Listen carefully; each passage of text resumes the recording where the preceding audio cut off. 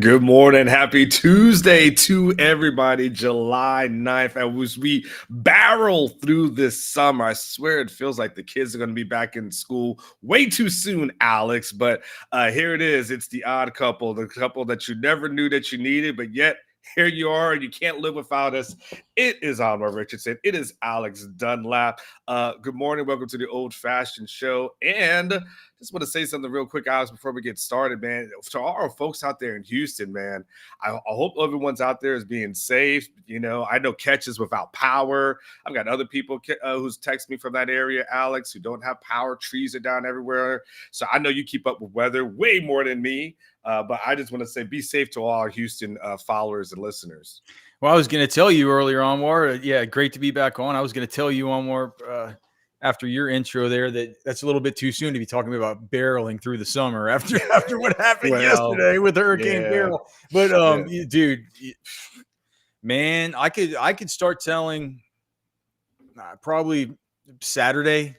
You know, once we realized that we're not going to get any rain in the Hill Country, I was like, dude, Houston could be on the dirty side of this thing come early Monday morning. And sure enough, so it sounds like it sounds like I'd be interested to hear from the people in the chat, just if everybody's holding up okay. But it seems like it at least wasn't an event where we're hearing about massive losses and all the rest. But man, it's a big deal whenever a tree falls on your house or you lose power for it's like that still really, really, really stinks. So still just ticked under 2 million without power. So yeah, man, our thoughts, prayers certainly go out to you guys. We continue praying. So hope everybody is back to normal sooner than later. Yeah, Alex, I mean, you remember when we had like that freeze and all these trees started falling around, man, and like over here just about a year or two ago, like this how hard that was on like our community. Like I can't imagine what everyone else is dealing with.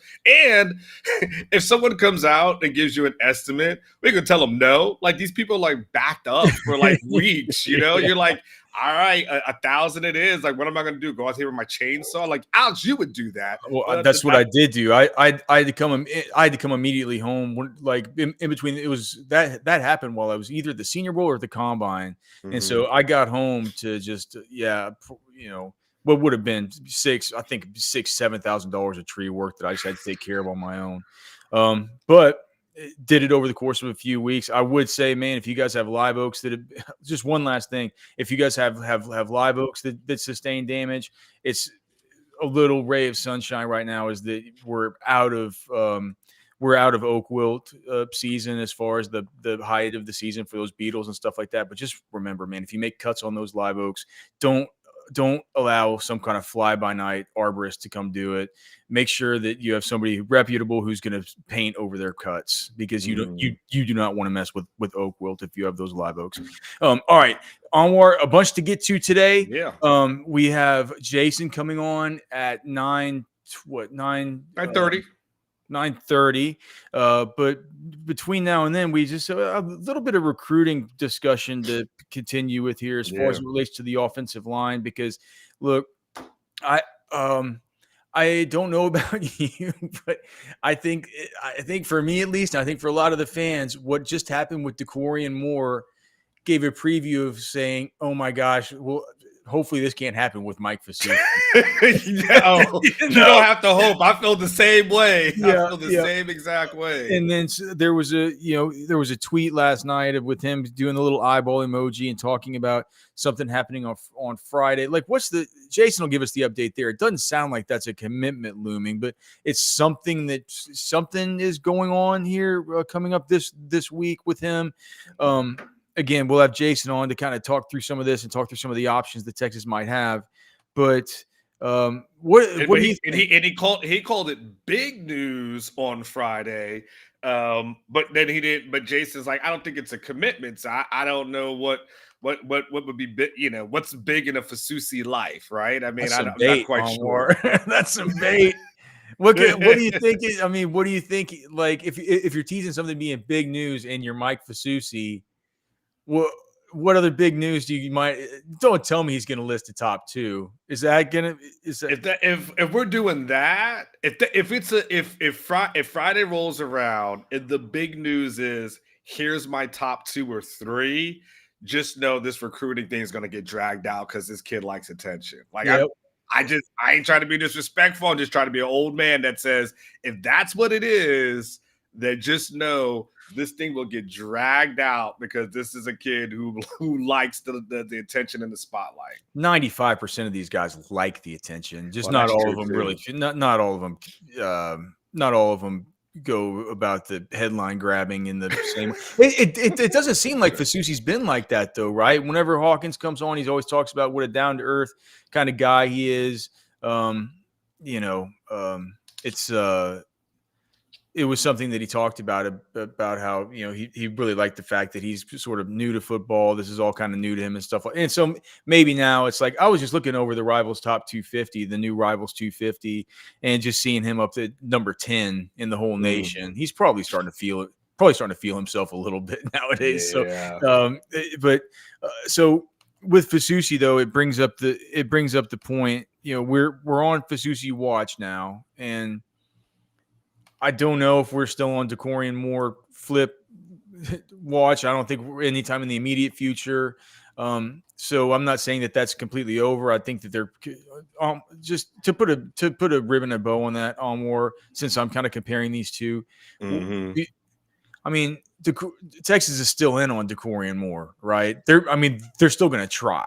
Sure, right? They're gonna try. I just don't know if they're gonna give it the old college try at the moment, right? I mean, like I'm sure you still try and you still kind of tell yourself it's July and think, because here's the thing, Alex. This is the one thing that you know and I know about, like especially the recruiting industry. Even though you and I don't follow it as closely as Jason or maybe Catch does, these guys, Alex, you can almost set your watch to it, right? They decide in July they are going to go ahead and commit.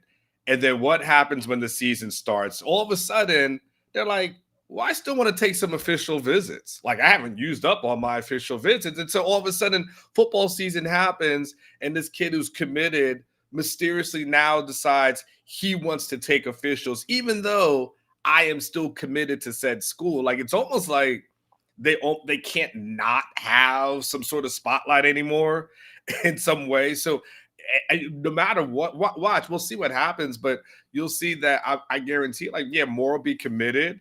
And I would not be, would it shock you in October we hear something about Decorian deciding that he wants to take an official visit to such and such school, even though he's committed?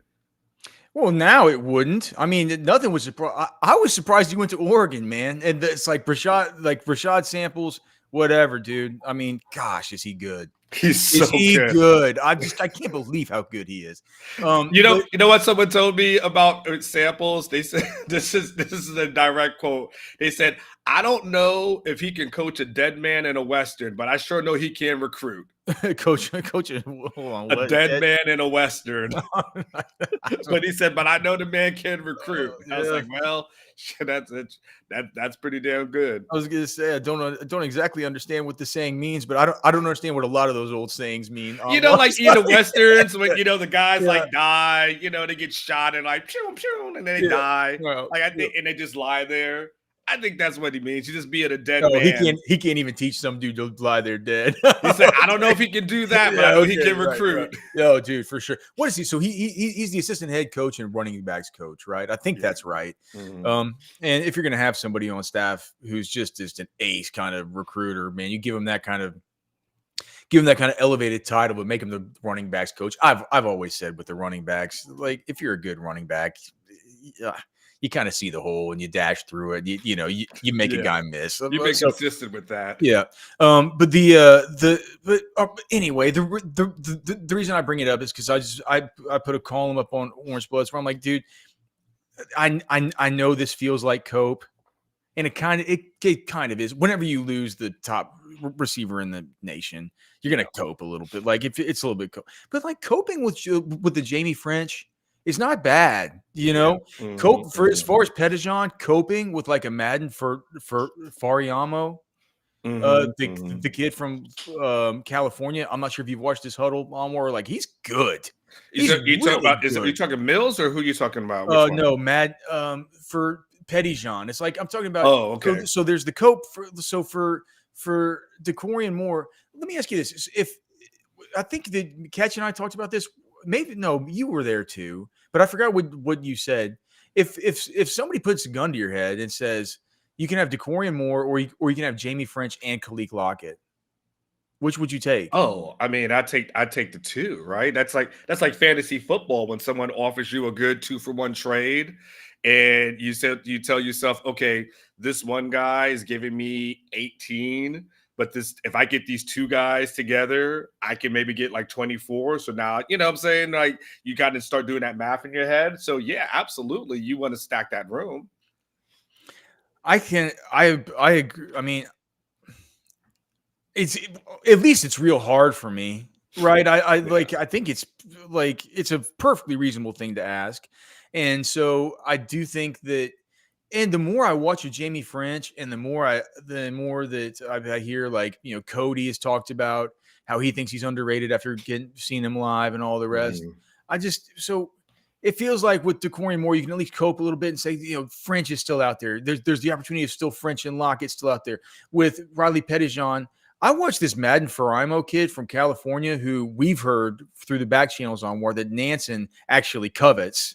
Nansen covets this guy, and it's not like he's that like I've looked at the Rivals 250. He's like 12 spots behind Pettyjean in the national rankings of all players. He's like the next linebacker down. It's almost a pick your flavor. These types of guys, dude. Madden flies, dude. He's not Anthony Hill, but I think he plays a lot like Anthony Hill. Bigger dude, but fast, sideline to sideline. Yeah. And so, like, you can cope a little bit with like a Pettyjean with guys like that, guys that Texas is in on, guys that have been to campus, all the rest of it. With Fasusi, there's no way to cope. I've looked and looked and looked and looked. I've looked down the Rivals 250. I've looked at guys committed to other schools. I've looked at the guys who are undecided at the top of the Rivals 250, and we can go through them. But if you want to go with one of these undecided dudes, or you want to try and flip some dude from SMU, and I'm going to ask Jason about all these guys, right?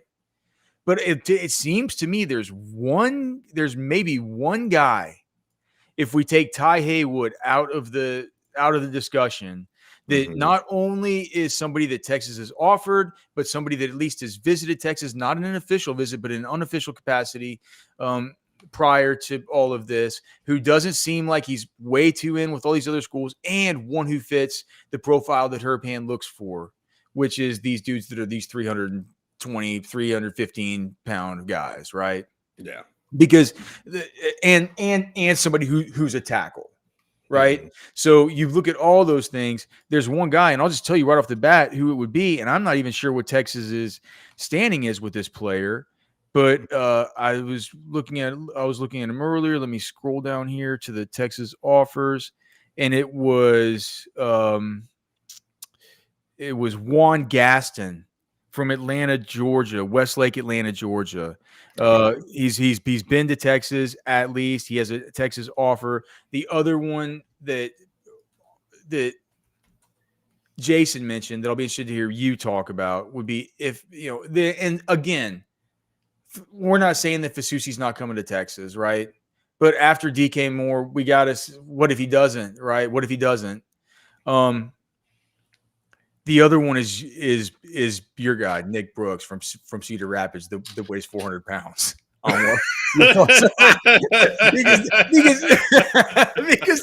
here's what Jason said. We're just like, what if no Fasusi? And he's like, well, I think they stay hard after Lamont Rogers, who just committed to Missouri. So that's one of your backup plans, one of your break glass in case of fire plans. You have Nick Brooks, who visited in the second weekend last time. Was that the June 17th? Was that the Father's Day weekend? I think Nick Brooks visited Father's Day weekend. Let me put this on the screen for you here. Okay. Let's see. And let's put Brooks here. Let's see if we scroll down to Texas here. We're all the way. He certainly has a Texas offer. Yeah. Okay, here we go, Alex. So looks like he visited in June the 14th. It Okay. looks like. So it looks like he visited back in April and also back in June. So he's been here, Yeah. and I think I might have liked this. I think we ranked these guys in order. You've put him in last place out of all the guys that we watched. Don't make me into the Nikolai Brooks hater. Well, I don't want this guy. Like, who the hell is this guy in Texas who just doesn't love a well, no, it's not 400 that you don't pound? love him. What's It's just, I 400 mean, and I understand what, like, I understand. You're like, dude, he's like, what is his listed weight? They say 385. Yeah, but Jason says maybe he could be more and stuff. And you Well, start, we always know, Alex. They always are generous with the weights and heights.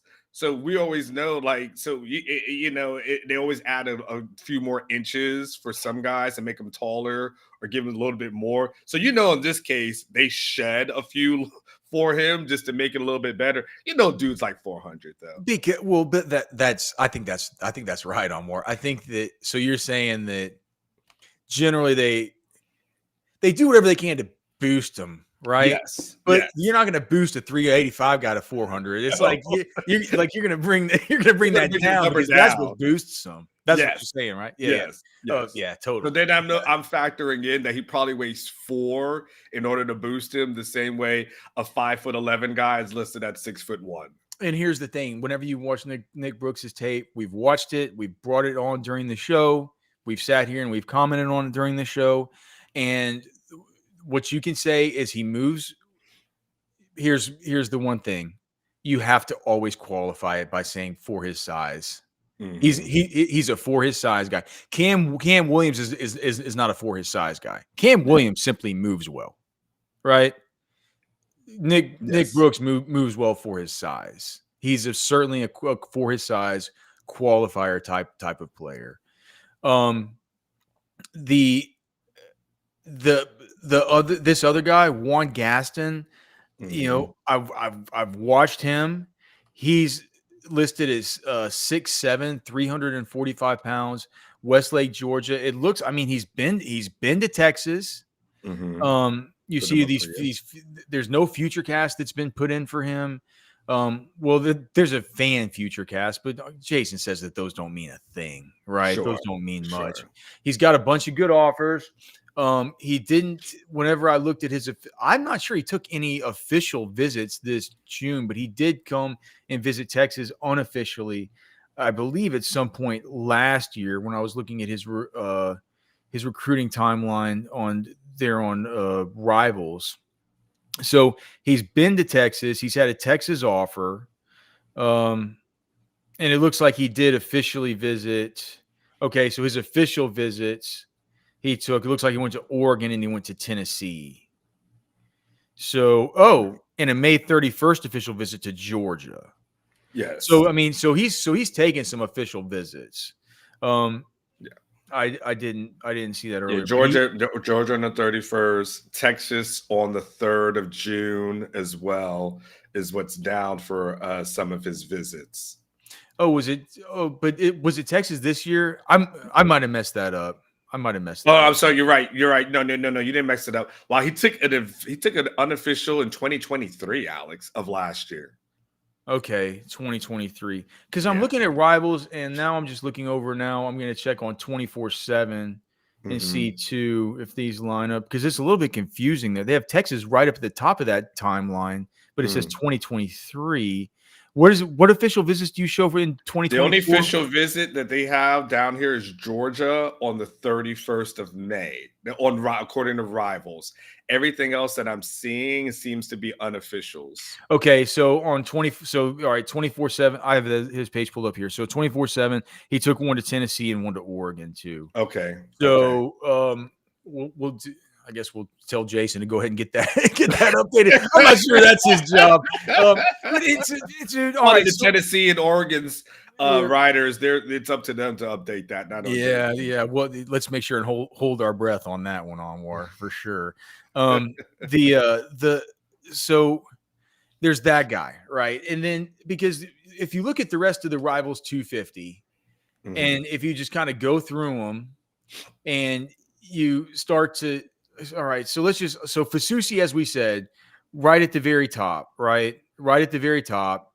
top 10. You get Fasusi, end of story, game over. Your offensive line class, it feels good, right? You got the three guys that definitely profile as guards, right? You got the Coleman brothers, who are both projects. You have Jackson Christian, who to me actually looks like a mean SOB kind of player. I actually really, really like him, right? Mm-hmm. You got John Mills, who you and I disagree on. You think there's no way he can play tackle. I think he can maybe play tackle. That is something that Jason said as a backup to Fasusi. Maybe the cope could be Mills could play tackle. It's like, I'm not sure how you're going to sell that to the fan base. It's like, that's we're going to talk a guy that we already have now into playing tackle, who we thought was a guard tackle kind of prospect. Where's Mills in this 250, by the way? I don't think he's in it. Okay. I don't think he's in it. So as you go down from 10 and stuff, you look and see some of these guys, and like, dude, all these guys that are these tackles who are, you got this guy Carter Lowe. He's committed to Ohio State, right? He's like number 14, and it's gonna be hard to flip these kinds of guys, right? Yeah. 21, Ty Haywood. Jason says chalk him up to Alabama. Texas is out, right? Texas is out. If you keep going down here, I'm continuing to scroll. You get down to like 49. This guy Mason Short, he was committed to Alabama. Now he's committed to Georgia. He's not going to flip another time. Keep going down here. I'm down to number 62, and at number 62 and 64, you have these two guys that are both committed to A&M. One is from Connecticut. One's from Wisconsin. Good luck getting one of those dudes. You mean Notre Dame? You mean Notre Dame? Oh, what did I say? You said A&M. Oh, sorry, my bad. I meant to say Notre Dame. Okay. You get these two Notre Dame, not A&M, Notre Dame players, Will Black, Owen Strebig. As you see Kalik Lockett here as you continue scrolling down. That sure would be nice to see Texas next to his name. You go down. This is interesting. They have Lamont Rogers as a guard. That's a bad deal by Rivals. There at number 74, and you keep scrolling down here. So and this is where you get to somebody interesting at 85. This dude is up 10 spots. Andrew Babalola from Overland Park, Kansas. Props to you on the pronunciation. I don't give me props. I'm not sure if it's right. Okay. But if you click on him, it looks like he's got 100% of his future cast going to Stanford. And also, if you just look at his, he does not have a Texas offer. But, I mean, he's a 4-star player, but is he somebody that he's like 6'7", 270? Look how skinny he is. Oh, yeah. You know what I mean? Like, I'm not sure that that's a Kyle Flood guy. It's like I would love to see what his wingspan is, though, Alex. Yeah, I mean, that's an interesting. What did Gooseby weigh whenever he was recruited? I think he was in the 80s. Like I want to say he was. I think it was in the 80s because remember he played basketball. Oh, you mean 280 something? That's what I think. I think he was at 285, Alex, if I'm correct. If I got that right, maybe they go after somebody like him. I mean, I think if they do, there's a more interesting one. But again, it feels like Cope after Fasusi. As we continue scrolling down here, I'm at like number 89, and I'm going down. It looks like at 92, there's one named Micah DeBose, but he's already with Alabama, a 4-star, and he's from the state of Alabama. Good luck with that kind of flip. You got to keep going down. Okay, so this dude, Josh Petty, at 105, Roswell, Georgia. I forgot whether he has a Texas offer, but I don't think he does because he weighs 260 pounds. Yeah, that's definitely not a. I don't think he has. That's a tight no. end. He actually does have a Texas offer. Does he really? He actually does have a Texas offer, but I have not heard much from him at all. But yes, he's listed as a Texas offer with Kyle Flood being his recruiter. So that's one that we need to put on our list to ask Jason about. Okay, right? All right, that's awesome. Josh, just kind of. You making that note, or will I make the note? We'll both make it. Yeah. Well, all that. Yeah. By the way, we're going to look incredibly smart in Jason's eyes when we're asking him about Josh Pitt, right? He's like, wow, right. Look at you guys. Okay, so after him, you go down, and so you got these guys going to like Clemson, Louisiana, a Mississippi kid going to LSU, right? One got of people, man. Yeah, so you keep going down. You got like a guard here at number 129. You keep going down and going down. I'm at like 142 right now. Still keep going down. DJ Sanders at 144, the D tackle. It would be nice to see Texas next to that guy's name while we're talking this stuff. But there was one. So, and you get to 162, and that's where you get to Nick Brooks, right? So that's sort of your, as far as Jason sees it, your most reasonable maybe pivot off of Fasusi if you needed to. If you're not going to have the whole Lamont Rogers try and get him to flip from Missouri as your number one kind of backup plan here. As we continue going down, here's the one that kind of stood out to me. Can you go down to number 176 and look at this guy, Dramad Odoms? And look in that picture. He looks real skinny for one, but for two, does he look like he's can you go back to the Rivals 250 view? Okay, so we're going down to like 160s, whatever he was. I forgot what he was. Why did it not take me exactly? Yeah, 176. 176. Okay. Is he not wearing a Texas shirt? Let me see. Yeah, it is a Texas shirt. Okay, so he's committed to SMU. He's from Houston Lamar. Look, he's 6'6". He's 270. So I understand that he's sort of out of the profile that Texas generally looks at. But I'm not showing him on here with a Texas offer. But and I can maybe understand why he doesn't play with a ton of power. I think he moves well enough though, and I think in this class he would be good for this class, just as a prototype kind of guy. You got all these dudes to profile as guards. Fasusi's not on board yet. I'm not sure if this is a post Fasusi move to make, but this guy just committed on the 4th of July to SMU. Like, is this not? I mean, he has offers from Florida State. He has offers from Michigan. He has offers from Ole Miss. He's got offers from Oregon, Tennessee, Texas A&M. It's not like he doesn't have any offers. And he's a 4-star on Rivals. He's obviously been to some Rivals camps, which makes me think that they saw him and think that he moves well enough. Maybe he's somebody that we could ask Jason about whenever he comes on. But I think that one of the more important things that we can take away from all of this is that Texas needs beef, and listen, you need beef in your life. You need beef in your life from Texas Beef Traders. Have you been to Texas Beef Traders yet? Gosh, I can't talk about it. Since I got back from vacation in the Bahamas, I've eaten nothing but Texas Beef Traders meat. I've had a Delmonico steak that I took and I cut up. I made it into some delicious kebabs. I had meatballs one night from Texas Beef Traders. Last night we had sausage. My wife made some sausage and mac and cheese. The sausage from Texas Beef Traders is so delicious. The ground beef, $4 per pound, and you get 10% off. You get cheaper meat than you get at the grocery store whenever you go to Texas Beef Traders, right there in the heart of Lakeway. And you get it with no mRNA vaccinations, no vaccinations, period. Right? No cross herd inoculations, no cross herd mixing, nothing like that. Just beautiful Angus beef from Mason, Texas, right to your plate. Texas Beef Traders is cheaper than the grocery store, and the grocery store sells you meat from overseas. You don't know what they do to this meat down in Argentina. Are you kidding me? Get your meat from Mason, Texas. Get your beef from Texas Beef Traders. They're expanding. They're growing. It's been thanks to a lot of you guys. I get asked all the time, how do I find Texas Beef Traders? Well, it's just go into Lakeway. You'll find it. And look, if Lakeway is too far away, just call them. They'll bring the food to you. Make sure and tell them that you heard about them here on Orange Bloods. You get 10% off, and they'll bring it to you. It's free. It's free. Texas Beef Traders. Scan the QR code. Texas Beef Traders.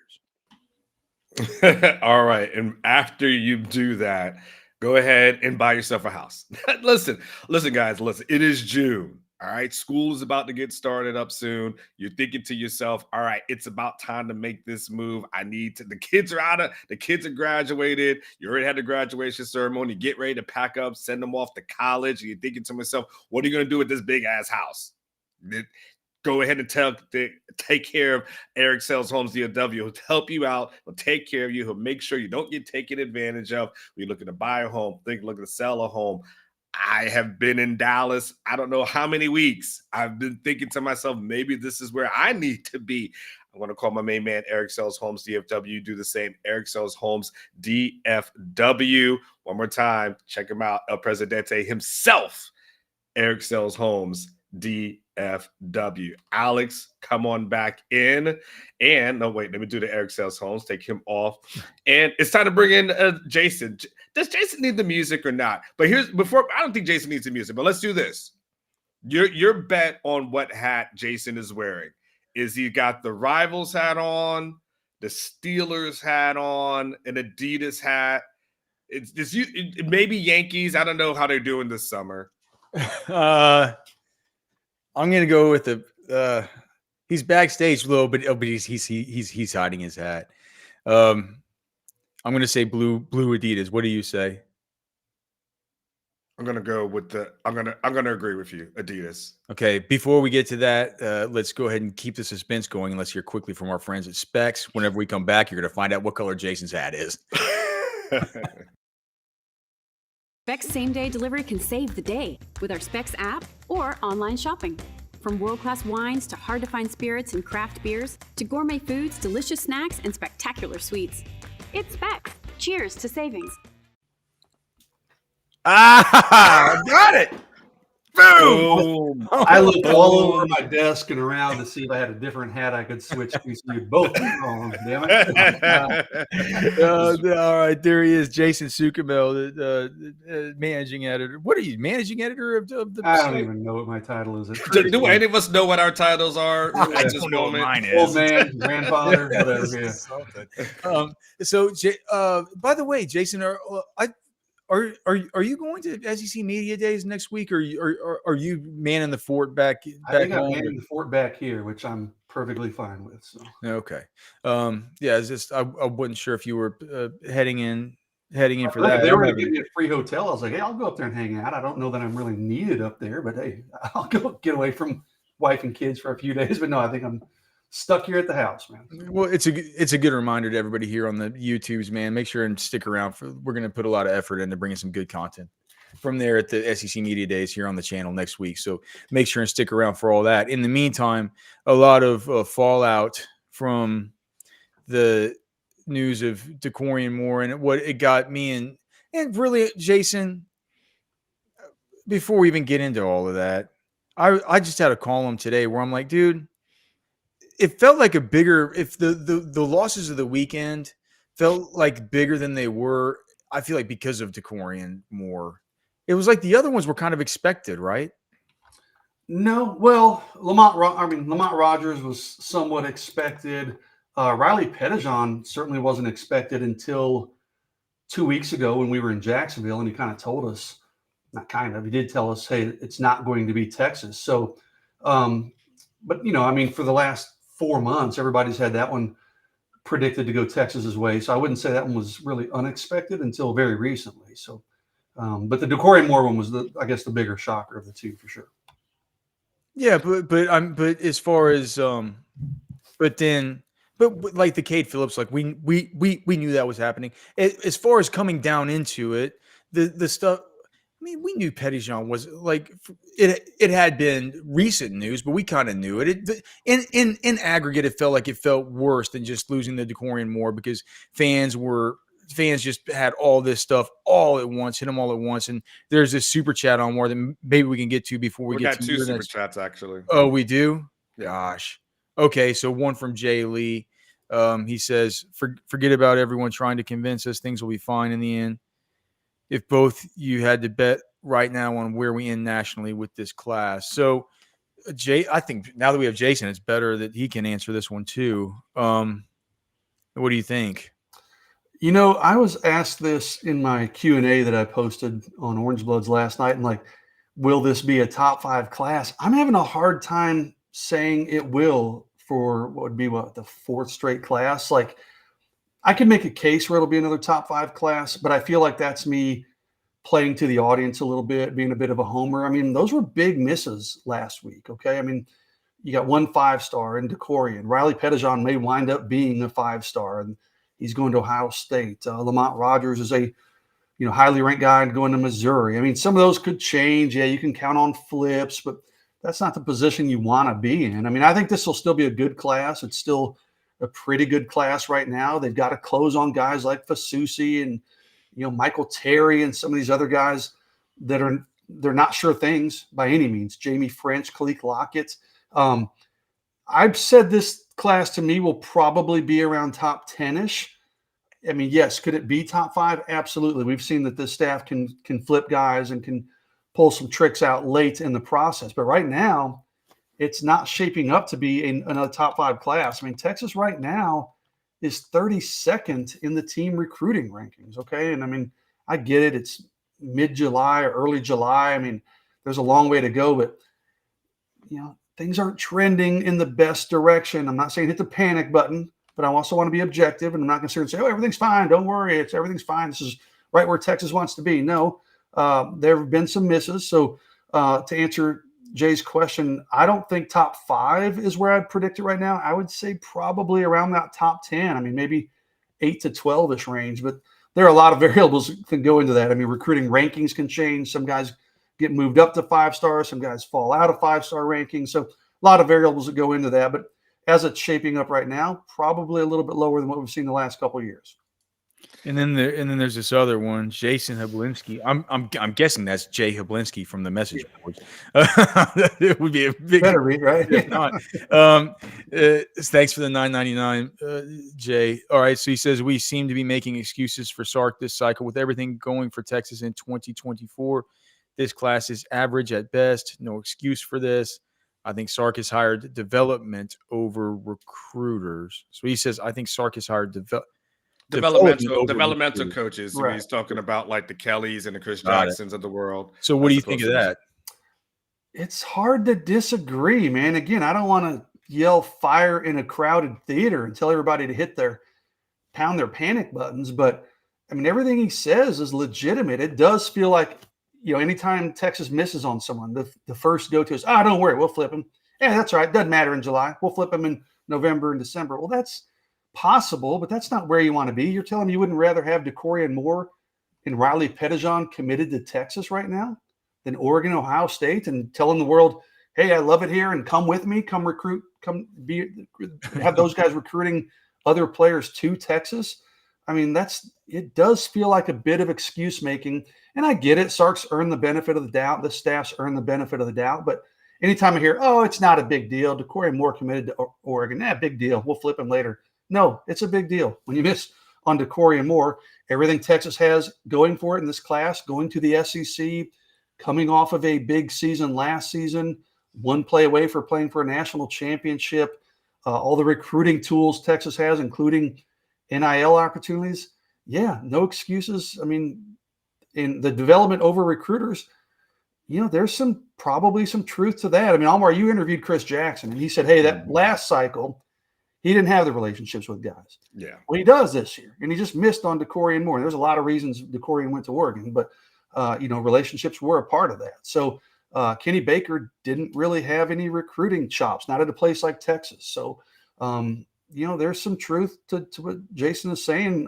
I don't necessarily disagree with any of it. I don't want to be too negative or come across too harsh, because 3 months from now, we may be talking about Texas having a top 5, top 3 recruiting class. But as things stand today, I don't disagree with anything he's saying. Jason, let me ask you this. With the loss of Moore, how much more does it, because you always want to have like a marquee name, right, in your class. And Fasusi seems like to be the next kind of step up. How much more pressure is it on the staff to make sure they get a guy like Fasusi? And then can you also break down for me, Jason, like he put a tweet out about a big announcement on Friday.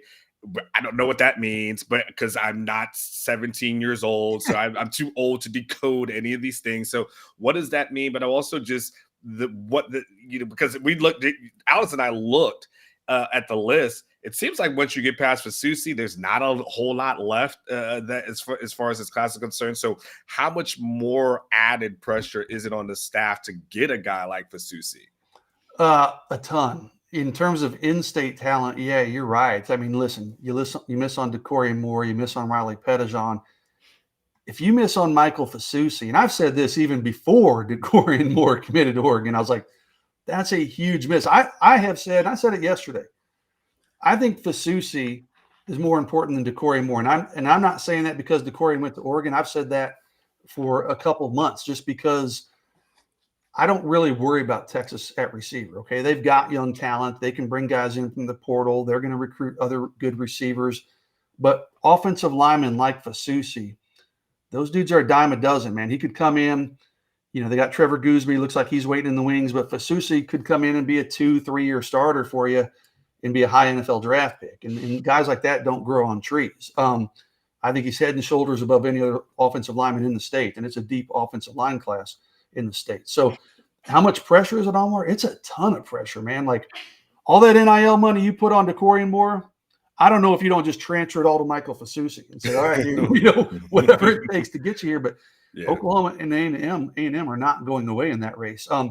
Your other part of your question, he has a big announcement on Friday. It's not expected to be a commitment. Look for him to formally trim his list is what I'm expecting. He's already told me he's down to 3, Texas, A&M, and Oklahoma. So how much more can he really, you know, he hasn't formally tweeted that out and listed that, but you know, how much more can he really narrow things down? But yeah, that's what we're probably looking at with maybe a decision, maybe in August. You know, Fasusi's a bit of a wild card. He may take this thing in the fall. And remember, guys, we're talking about Oregon. He was going to visit Oregon midweek before he visited Texas on June 21st. Yeah. He canceled that Oregon visit. He still wants to get up to Oregon for a visit. So who's to say Oregon can't get seriously in play on this one as well? So lots of moving parts there, but what you need to know onward is I'm not expecting a commitment on Friday from Michael Fasusi. What is the we were talking about it earlier, and like I had this column about like today where I was like, you know, it's kind of like coping, right? Like it's obviously a cope when you lose DeCorian Moore, right? To say like, well, like no, but I mean, there is some like Jamie French is like that's a great consolation prize, right? Mm-hmm. Or like with Pettijohn, I don't know if you've watched Madden Fariamo, or I'm not sure how you say his name. I'm not sure if you've watched Fariamo, I think, but I'm not even sure. Fariamo, dude, he looks really good too, right? Whenever you look, a different player than Pettijohn. I don't think he's quite the athlete in terms of speed and stuff Pettijohn is either, but really good player for sure. Madden's pretty fast for a little bit bigger. But you know what? His film, Alex, he's added like 25 pounds since then of like muscle. I mean, he looks like an edge player more than he does a linebacker to me at this point. Did you see him at the camp or at the airport? Actually, yeah. Oh, I mean, you know, hey, I tell you who he reminds me of. I'm not shitting you, pardon my language, at 9:45 in the morning. I'm interviewing. I'm like, if football doesn't work out for this dude, he could be the next The Rock. I mean, the guy is like chiseled face, perfectly white teeth, smile, handsome dude. He's like, yeah, whatever he is, 200. He told me, what is he now? 6. I actually asked him for an updated weight. Rivals had him at 200 pounds.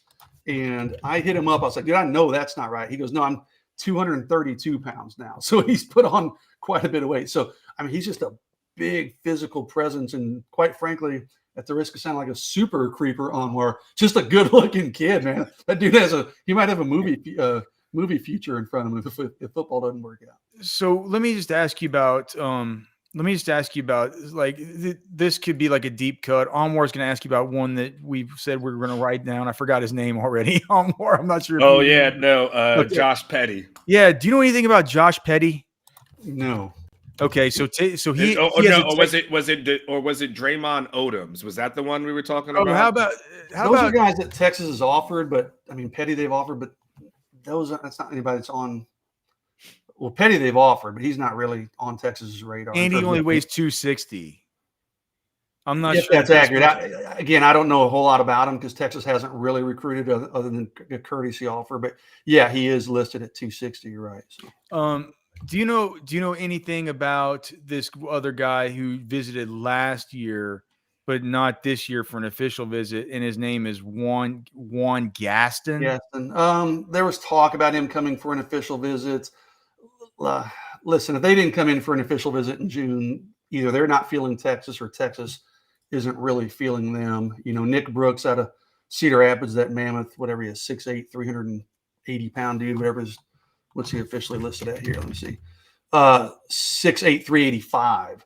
He did come in for an official visit. So he's a guy to keep an eye on. They'll keep working on Lamont Rogers and some of these, but those guys you're talking about, could it be someone they circle back to in the fall? Possibly, but I don't think those guys are legitimate options, really. At this point, if they didn't take an official visit to Texas and they're 2025, and it can change. I mean, they can bring them in the fall, but that usually if they don't bring them in the summer, that's where Texas does all of its. There's a reason, okay? If they didn't bring them in for the summer, that means they don't think those guys have an interest in Texas, which tells me it probably won't happen in the fall, or those were very much secondary options that Texas had down their list. So you're having to go down to your second and third tier guys if you're going to bring those guys in the fall. Fair enough. Hey, let me ask you one thing, Jason, and I just, I know it's, the caveat is it's July 9th, okay? But I'm curious, Jason, why does Texas not have recruiting momentum at this moment? And the reason why I asked you that is that we've always heard for years, like, well, all Texas needs to do is just win. Well, guess what? They won a Big 12 championship. All Texas needs to do is get to the playoffs. Well, guess what? They made it to the playoffs, right? I mean, they had a lot of success. Oregon didn't do that, right? And so, they've got NIL as an advantage, and then we always heard for all these years, well, it's hard to recruit against the SEC because everyone negatively recruits and says you're going to go into the Big 12 and waste your talents.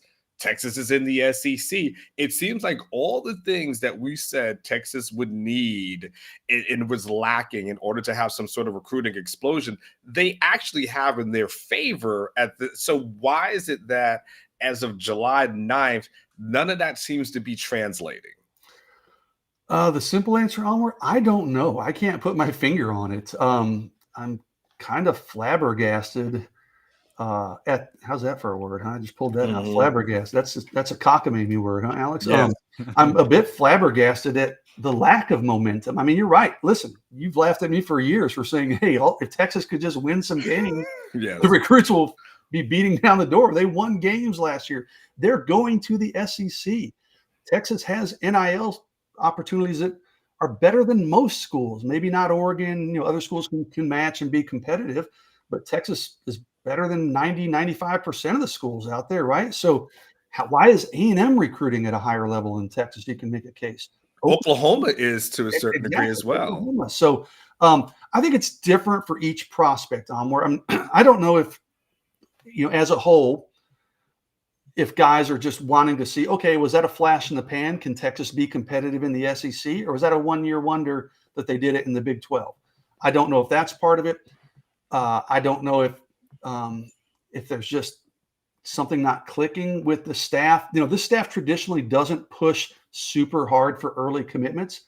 Well, maybe that's a mistake. Maybe they need to kind of change their tune a little bit and say, no, we want to lock up our class early. If that means March, April, May, certainly June and July, maybe they need to change their philosophy a little bit and put a little more pressure on guys early.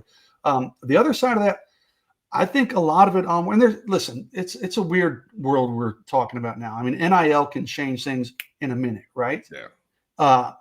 But if you're listening to DeCorian Moore and you're listening to Riley Pettijohn and Lamont Rogers, I'm not naive, and I'm not saying NIL didn't play a part, but I've heard Texas had a higher NIL opportunity than Ohio State did for Riley Pettijohn. I don't know if it's true. I've heard Texas had a higher NIL opportunity than Oregon, or maybe they're on the same, but I've heard maybe even Texas is a bit higher than for DeCorian Moore. So I don't think you can just use the excuse anymore that, other teams just came in and bought those players. Yeah. All those players that I just mentioned, those three big players that just committed this in the last week, they all mentioned relationships and comfortability with the coaching staffs at those places.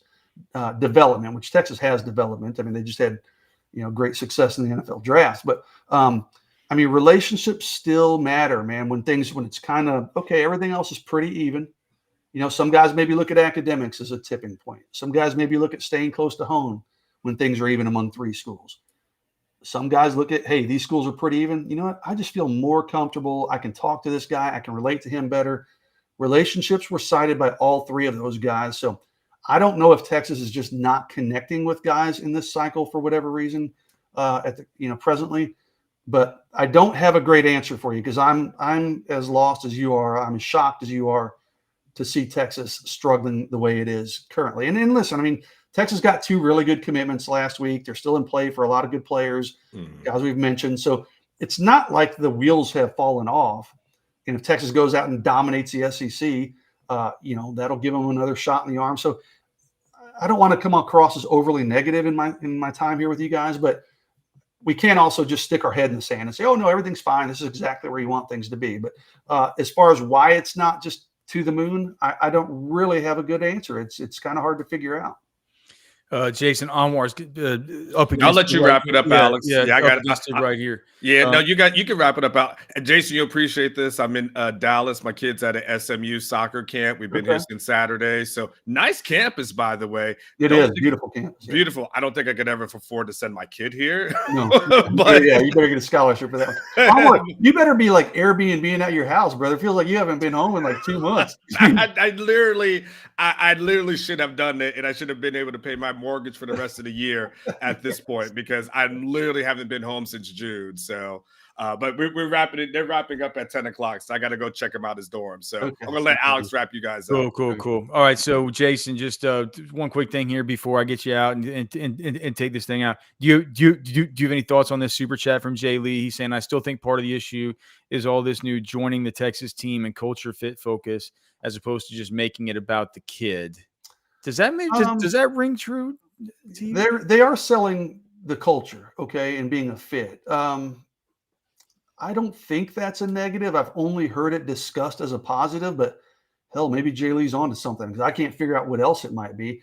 And listen, there's only so much ass kissing you can do with these kids, right? I mean, they bring out the Lamborghinis. They have people out there with pom-poms jumping around and doing stupid stuff. I mean, they put them up in the Four Seasons. They take them to nice restaurants. I mean, the coaches, just I don't say wine and dine them, but they dote over them all weekend when they're on official visits. I mean, I think Texas does a good job there. I think Sark does tremendously well in terms of relationships and gaining the trust of players, coaches, and the kids.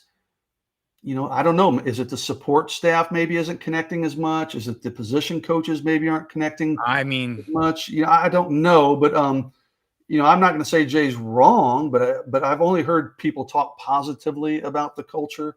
But they're also hearing that from people at Texas. Like, our culture is phenomenal. Our culture is phenomenal. Players tell the recruits, hey, the culture here is great. You'd be a great fit. So I don't think the culture issue is a big deal, but it certainly is something they're selling, and maybe it's not resonating the way it should be. I don't know. All right, Jason, thanks as always for coming on, brother. Right, Alex. We definitely appreciate it. I'm not sure we're doing the modcast. I was about to say, maybe I'll see you today. Maybe. Always a last minute deal, man. We'll find out. But all right, brother. I'll be around a bit, so I'll see you then. All right, man. Thanks again, Jason Sukamil. I'm not sure his title at Orange Bloods. He's definitely the premier stalker of teenage boys for all of our entertainment and updates. Thanks to everybody in the chat for being here, man. We can't tell you guys enough how much we do appreciate it. If you can remember to like the show, subscribe to the channel. Certainly is a big deal for us. What's Anwar always say? Live today. Oh, God. I'm not going to try and say what Anwar always says. He needs to be here to say his deal going out. My deal going out is to tell you to go out today. Go do something big, man. Go do something big. We're proud to have you guys here, and we will see you tomorrow for